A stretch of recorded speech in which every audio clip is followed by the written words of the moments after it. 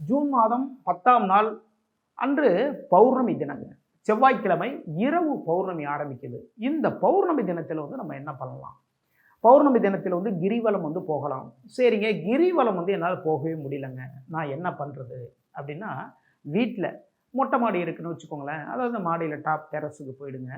போயிட்டு போகும்பொழுது என்ன பண்ணுங்கன்னா, ஒரு கிளாஸ் அந்த கண்ணாடி கிளாஸ் எடுத்துக்கோங்க. அதில அதில தண்ணி, நம்ம குடிக்கிற தண்ணி தான். ஒரு செம்புல தண்ணி எடுத்துக்கோங்க.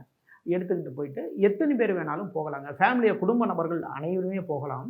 அன்னைக்கு போயிட்டு அன்னைக்கு இரவு பௌர்ணமி தினத்தில இரவு நம்ம டெர்ரஸ்ல உட்கார்ந்து, அதாவது மொட்டை மாடியில உட்கார்ந்து, நம்ம எல்லாருமே குடும்பத்தோட உணவு அருந்தலாம்.